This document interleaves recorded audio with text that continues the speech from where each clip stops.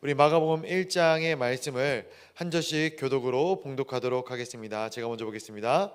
하나님의 아들 예수 그리스도 복음의 시작이라.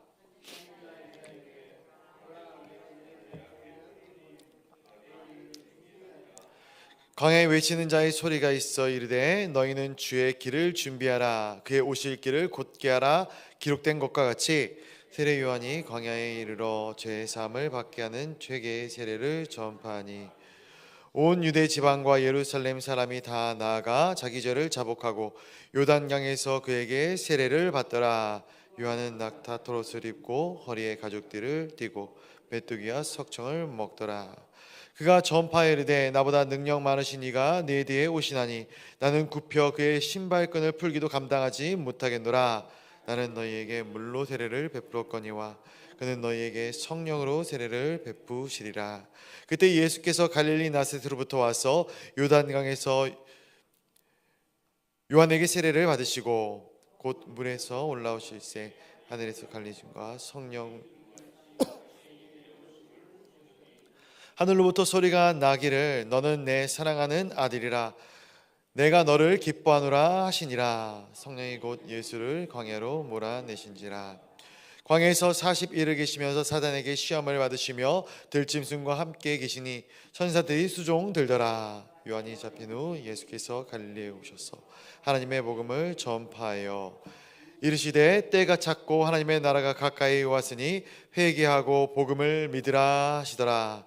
갈릴리 해변으로 지나가시다가 시몬 그 형제 안드레가 바다에 금을 던지는 것을 그들은 어부라. 예수께서 이르시되 나를 따라오라. 내가 너희로 사람을 낚는 어부가 되게 하리라 하시니 곧 그물을 버려두고 따르니라. 조금 더 가시다가 세베대의 아들 야고보와 그 형제 요한을 보시니 그들도 배에 있어 그물을 깁는데 곧 부르시니 그 아버지 세베대 그들이 가버나움에 들어가니라. 예수께서 곧 안식일에 회당에 들어가 가르치심에 못 사람들이 그의 교훈에 놀라니 이는 그가 가르치시는 것 권위 있는 자와 같고 서기관들과 같이 아니함 일러라. 마침 그들의 회당에 더러운 귀신 들린 사람이 있어 소리질러 이르되 나사렛 예수여 우리가 당신과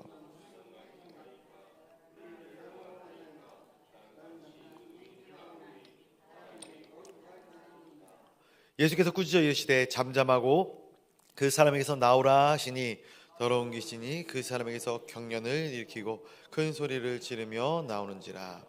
다 놀라 서로 물어 이르되 이는 어찌 미냐 권위 있는 새 교훈이로다. 더러운 귀신들에게 명한즉 순종하는도다 하더라.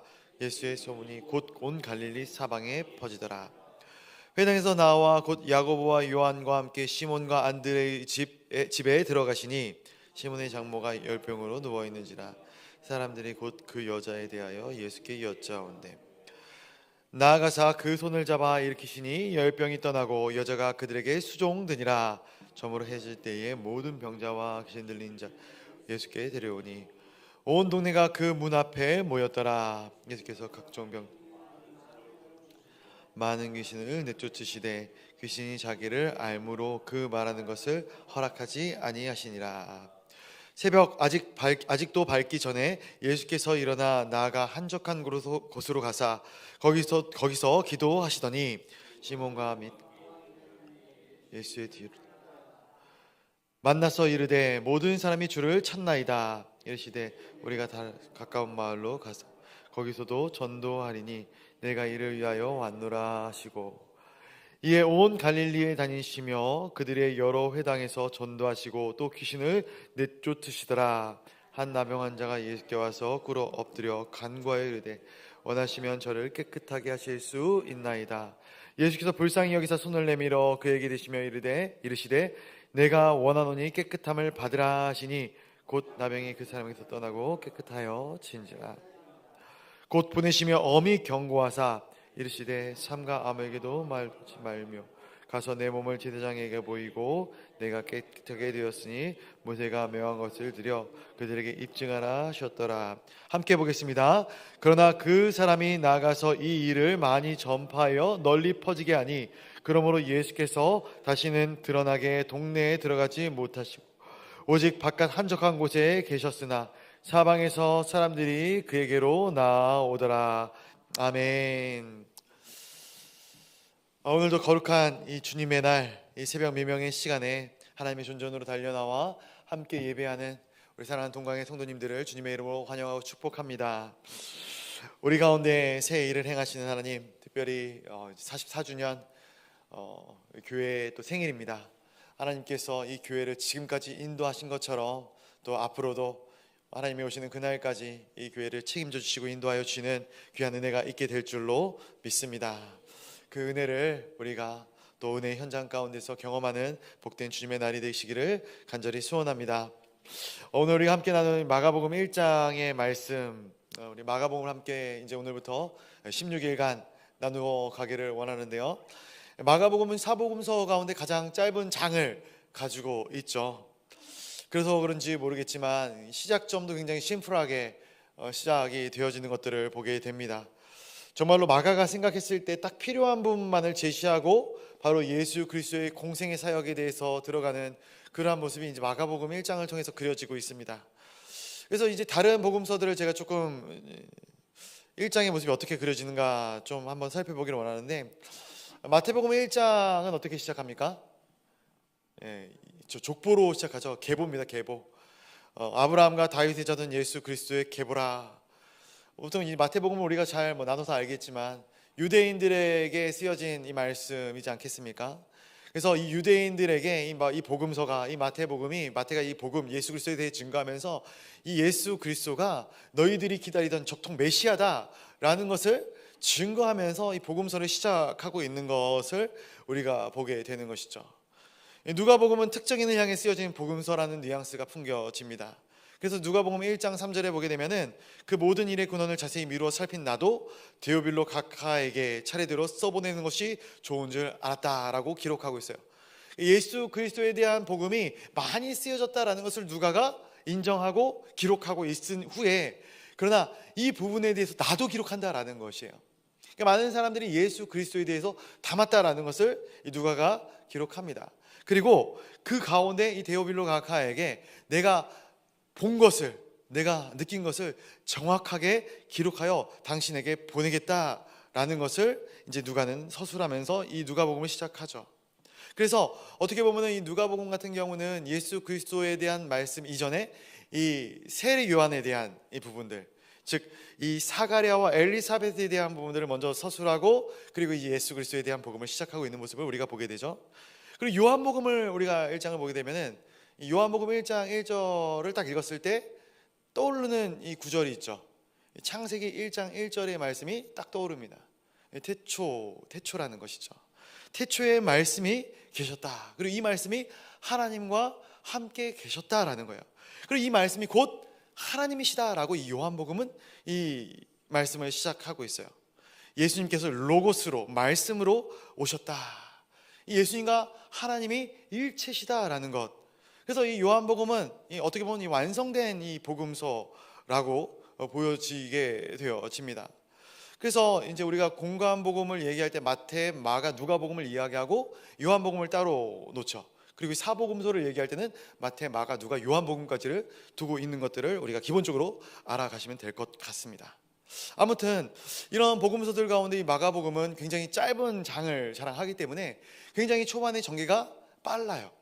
그래서 오늘 이 1장에 많은 부분들이 담겨져 있어요. 이 요한의 외침, 이 이사야서에서 예언되어진 이 세례 요한의 외침과 그리고 이 세례 요한의 세례, 그리고 예수님의 세례 받으심과, 그리고 예수님의 세례 받으실 때의 성령의 감화, 그리고 예수님의 시험, 그리고 시험을 이기심과 공생의 사역의 시작을 다루고 있는 것이죠. 그래서 1장에서 바로 이 예수님의 공생의 사역이 시작되어지는 부분을 이제 우리가 보게 되어지는 것이죠. 오늘 말씀을 나눌 때 저는 이제 이 부분을 좀 같이 나누기를 원합니다. 예수님께서 이 공생애를 통해서 어떠한 일들을 진행하셨는가? 이 마가라는 이 인물은 이 1장을 통해서 예수님께서 이 공생애를 통해서 어떠한 사역들을 또 우리가 보면서 하셨다라는 것들을 우리가 듣고 또 마음 가운데 새기기를 원했던 것인가? 이 부분을 한번 우리가 같이 나누기를 원합니다. 예수님께서 제자를 부르신 후에 베드로와 안드레와 요한과 야고보를 부르신 후에 이제 이루어진 말씀들이 21절 이후에 기록되고 있죠. 우리 21절과 22절 말씀을 한번 같이 읽어보도록 하겠습니다. 21절과 22절 말씀입니다. 같이 보겠습니다. 시작. 그들이 가버나움에 들어가니라. 예수께서 곧 안식일에 회당에 들어가시침에 못 사람이 그의 교훈에 놀라니 이는 그가 가르치시는 것이 권위 있는 자와 같고 서기관들과 같지 아니함 일러라. 아멘. 예수님께서 공생애를 시작하면서 천국이 가까웠다 말씀하시고 전도하는 선포의 사역을 시작하십니다. 그리고 이제 회당에 들어가서 가르치셨다, 가르치시는 사역을 시작하셨다라는 것이죠. 특별히 오늘 본문에 보니까 안식일에 회당에 들어가서 가르치셨다라고 기록하고 있는 것이죠. 회당이라는 곳이 나옵니다. 회당.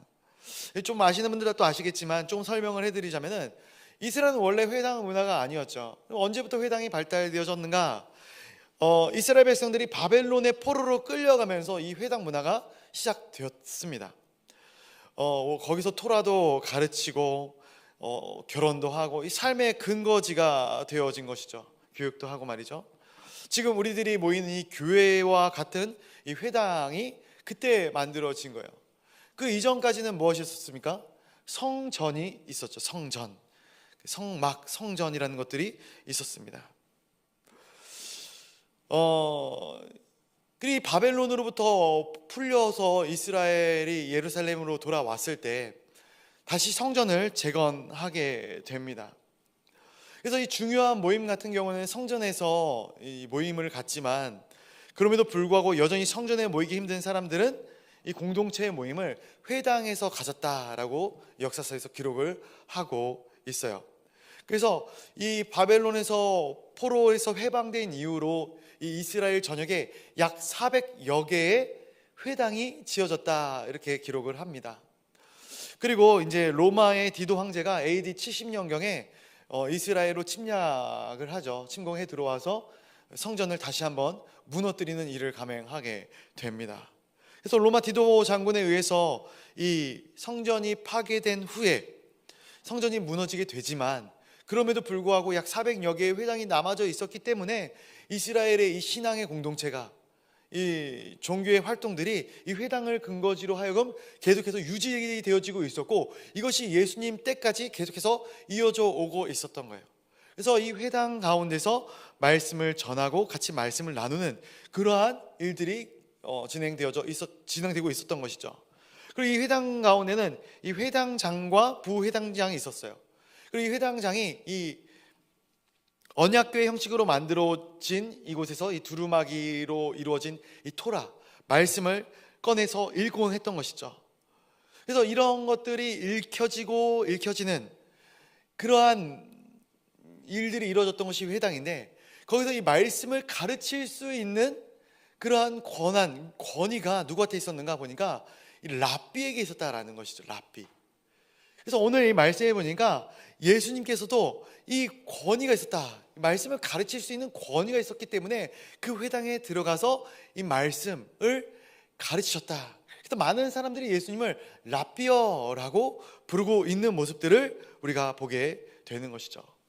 근데 오늘 말씀을 보니까 특별히 예수님이 가르치시는 이 가르치심이 다른 일반 랍비와는 일반 선생과는 다른 모습을 가지고 있었다라는 것을 우리가 보게 됩니다.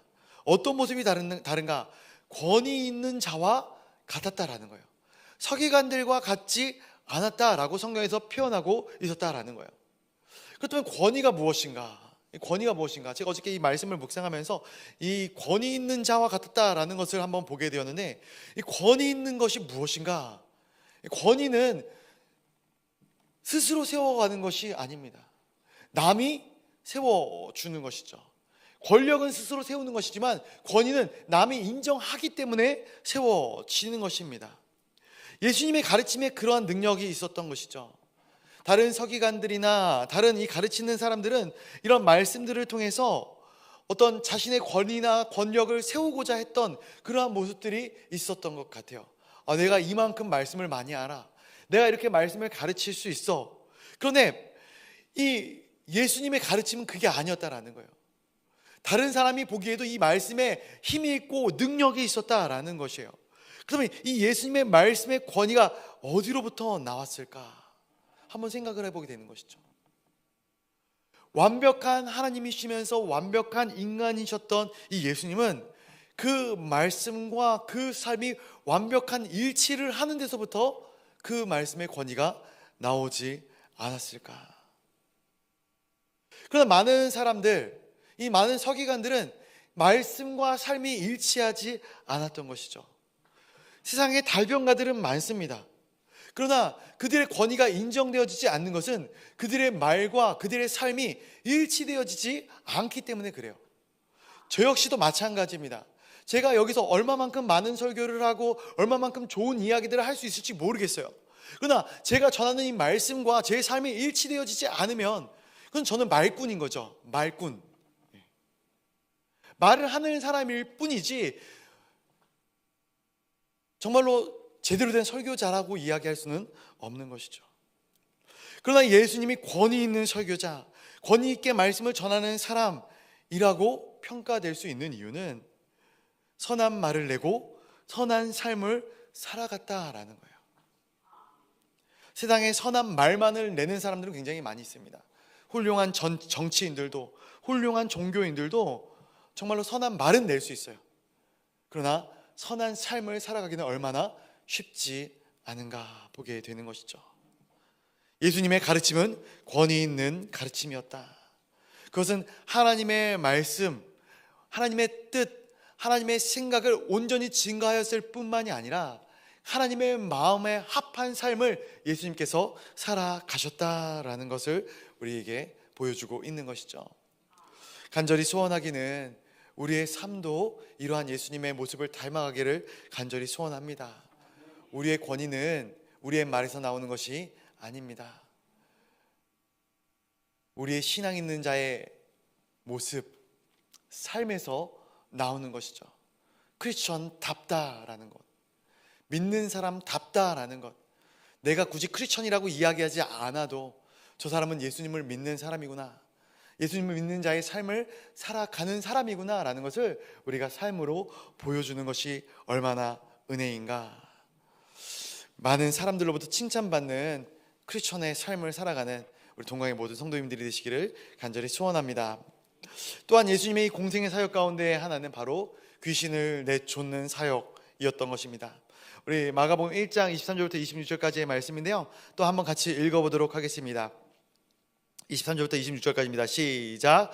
마침 그들의 회당에 더러운 귀신 들린 사람이 있어 소리질러 이르되 나사렛 예수여, 우리가 당신과 무슨 상관이 있나이까? 우리를 멸하러 왔나이까? 나는 당신이 누구인 줄 아노라. 하나님의 거룩한 자니이다.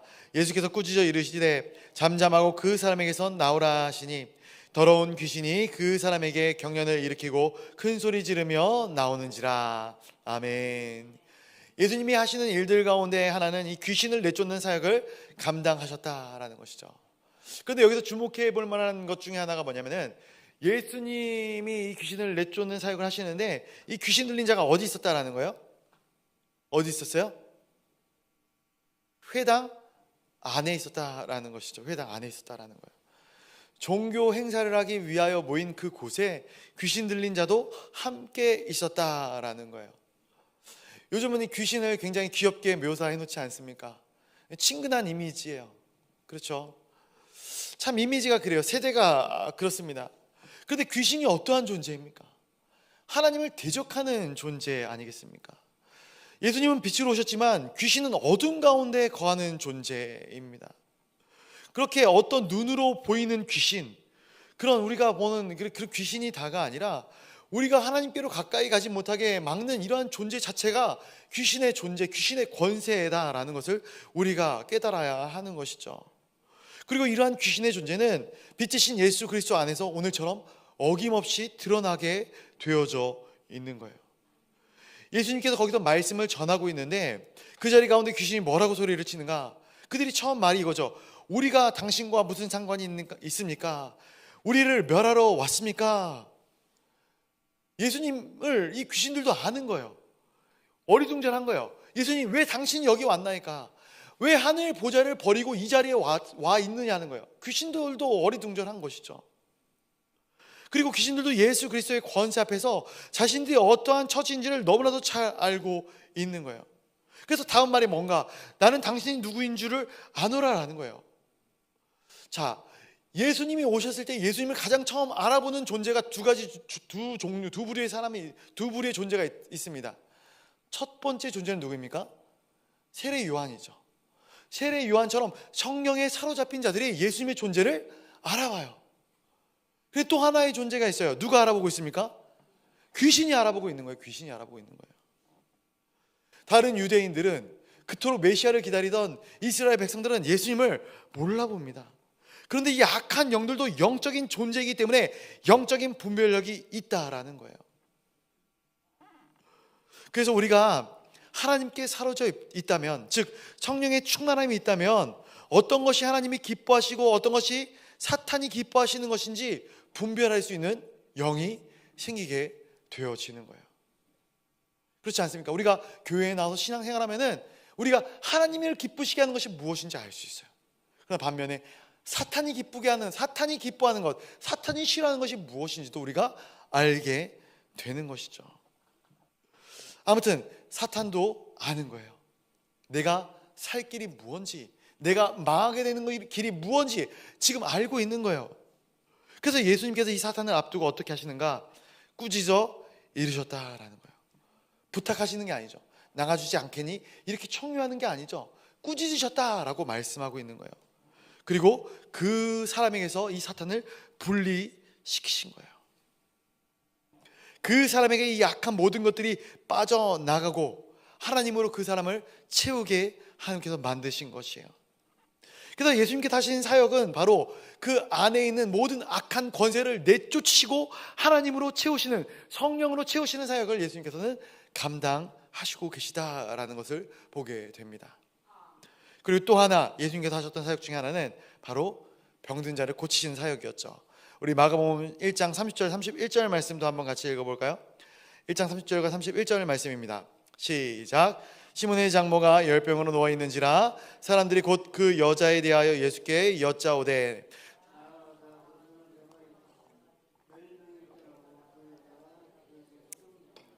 아멘. 오늘의 이 이루어진 일들은 하루에 이루어진 일들이 아닙니다. 다 시차가 있습니다. 이러한 일들은 예수께서 다 감당을 하고 있는 거예요. 또 내 시몬 베드로의 장모님을 고치시는 장면이 기록되어지지 않습니까? 귀신을 내쫓고 병든 자를 고치시는 장면들. 그런데 이 일들을 행한 이후에 보니까 정말로 수많은 사람들이 이 예수님의 이 앞에 모여서 이 병든 자를 낫기를, 또 귀신 들린 자를 쫓아내주기를 간청하고 있는 장면들을 보게 됩니다. 공생애를 시작하는 이 마가복음 1장의 시작 전부터 얼마나 예수님께서 바쁘게 움직이시고 바쁘게 활동을 하시고 사역을 하셨는가를 우리가 말씀을 통해서 보게 되는 거예요. 근데 이 말씀을 쭉 읽어 내려가다 보니까 저는 이 말씀 중에 가장 하이라이트가, 오늘 이 마가복음 중에 이 말씀 중에 가장 하이라이트가, 예전에도 한번 이 마가복음 1장 가지고 설교를 한 적이 있는데 그때는 이 뒷부분이었거든요. 이 35절의 말씀이 아닌가 싶어요. 우리 35절의 말씀 한번 같이 읽어보도록 하겠습니다. 35절입니다. 시작. 새벽 아직도 밝기 전에 예수께서 일어나 나아가 한적한 곳으로 가사 거기서 기도하시더니. 아멘. 모든 바쁘고 분주한 시간과 또 마음을 다 내려놓고 그러한 상황 속에서 예수님은 무엇을 하고 있는 거예요? 기도하고 계신 거예요. 기도란 무엇입니까? 하나님 아버지와의 관계성의 회복의 시작 아니겠습니까? 이 관계성을 놓치지 않기 위해서 예수님께서는 기도하시더라라는 거예요. 우리는 때로는 내 삶에 가장 분주한 이 일들과 이 사건들을 통해서 가장 중요한 것을 놓치는 실수를 하게 되는 것을 보게 됩니다.